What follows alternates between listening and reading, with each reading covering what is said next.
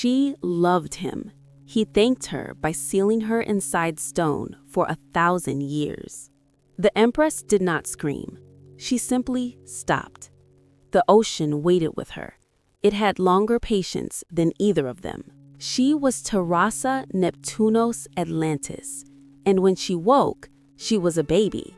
Not her baby, not her body, not her century, but absolutely still herself. The Empire of Atlantis sat at the edge of the ocean and believed itself eternal. Every empire believes that. The ocean is older than every empire and knows better. Tarassa had been born to the sea dragon's bloodline, power given freely to the worthy. She ruled at 23. She was just, decisive, and genuinely happy. The happiness was the part she had never learned to be suspicious of. Kaortan was her general, her equal, and the only person she had ever fully trusted. That was, of course, the condition of the betrayal. It always is. He did not want her dead. He wanted her out of the way. A dead empress becomes a martyr. A sealed empress becomes a rumor. He built the prison stone by stone in a place she had shown him herself. She had taken him there because it was the most beautiful place she knew. He used her beauty against her. Men of his kind often do. The seal closed. The stone breathed in. She did not breathe out again, not for 1,000 years. In the darkness, she was not nothing. She was everything she had been compressing. The ocean kept her company. It has a long memory, the ocean, longer than any dynasty. She thought about Kaortan for the 1st century. The 2nd, she stopped. By the 5th, she had replaced grief with something more useful, a complete accounting. Every alliance he had used, every deal he had made in her name, every lie. By the 10th century, she was not angry. She was finished being angry. What remained was a plan so complete it barely needed to be thought, only executed. She woke, as all plans eventually do, at the precise moment assigned to them. Not in her body, not in Atlantis, not in any world she had built.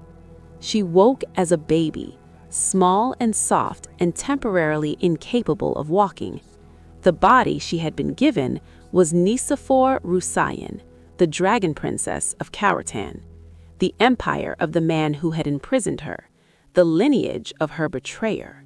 The sea had a sense of irony, it turned out, a sense of justice. She assessed her new situation with the calm of an empress completing a field report. Body, infant, approximately 1 year of age. Mobility, none yet. Voice, limited. Memory, complete. Power, inaccessible. Patience, 1,000 years deep and fully operational. The maid holding her was trained for combat, which suggested someone had sent assassins. In her first life, this would have outraged her. In this one, it was simply data. She could not yet walk or speak. She could observe. She had always preferred observing. The Kaortan Empire had expanded across 3 of the territories that Atlantis once held. Kaortan's original descendants had ruled for 900 years before the curse found them. The curse, each heir of the bloodline carried a growing madness, violent, uncontrollable, and inevitable. Every emperor, every crown prince, every high lord of the Kaortan line, down through generations. Nisefor Ruseiyan had been summoned for one purpose, to cure it.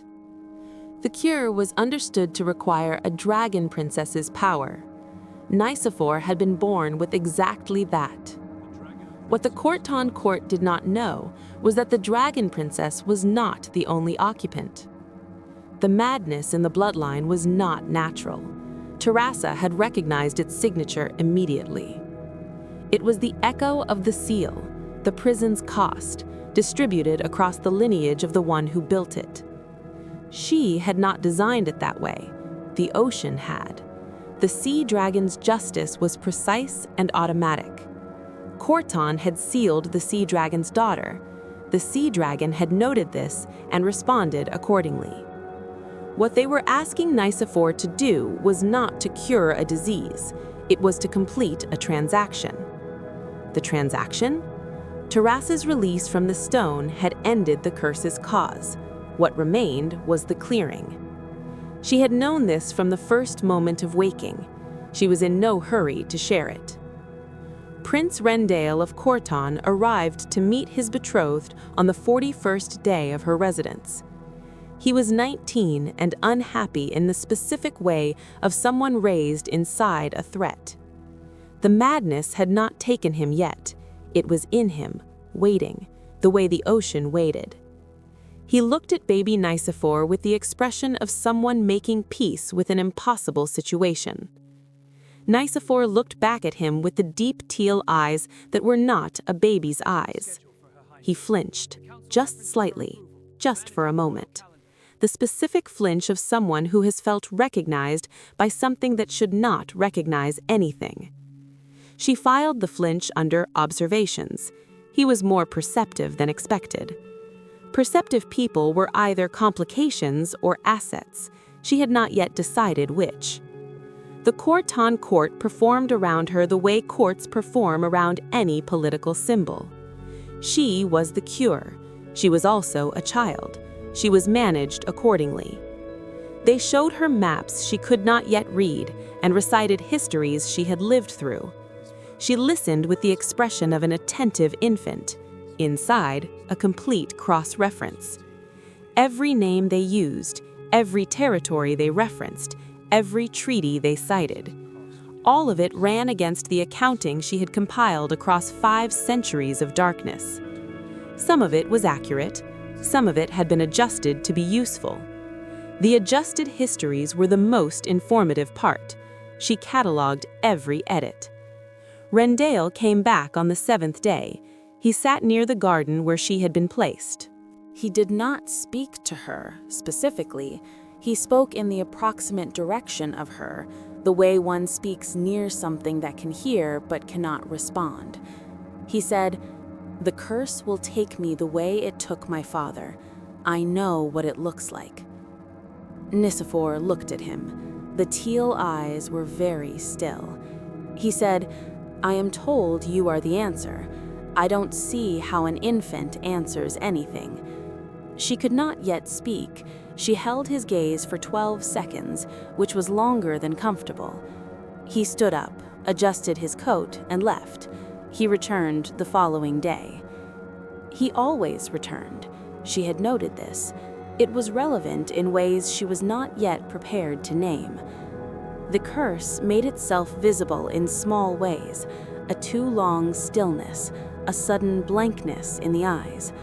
Rendale fought it with what he had, which was discipline and an extraordinary amount of will. She watched him fight it. She had watched his ancestor build it. The irony was not lost on her. On the 21st day of the 3rd month, an assassin entered the nursery. Not a clumsy assassin, a good one, trained, quiet, sent by someone with serious resources. Nisefor assessed him in the time it took him to cross half the room. She did not have access to her power yet. She did have access to her voice. She screamed, not as a baby screams, but as an alarm, the specific pattern that woke every trained guard on the floor. The assassin was apprehended. Rendale arrived within 90 seconds, sword drawn, expression carrying genuine alarm. He looked at Nisefor, who had stopped screaming and returned to composed observation, and said nothing for a long time. "You did that on purpose," he said finally, not a question. She held his gaze. She could not confirm, she could not deny, she could choose not to break eye contact. He sat down on the nursery floor and stayed for 4 hours. Something had shifted in the way he looked at her, from symbol to something he had not found a word for yet. Tarassa had spent 1,000 years waiting. She could afford to be patient about one 19-year-old. She could not yet speak, but she could choose where to look and when. And she had begun to understand that what the sea dragon's justice required of her was not simply dismantling. The curse had been built from the love that became a prison. The clearing required its opposite. She had not accounted for that. She had spent 1,000 years planning everything except this. The ocean, as always, had known something she had not. She sat in the garden on a morning when Rendale was with her, and she felt, for the first time since before the stone, something she could not file under operations. She filed it anyway. The system was the system, but she left the folder open, which she had not done for anything in a very long time. The empire around her was built on a betrayal she had survived. The man beside her carried its echo. She intended to dismantle the betrayal. She had not yet decided what to do about the echo. Subscribe. This story is only beginning, and it has not yet decided where it ends either. The ocean is patient, so is she. So, it seems, is the morning.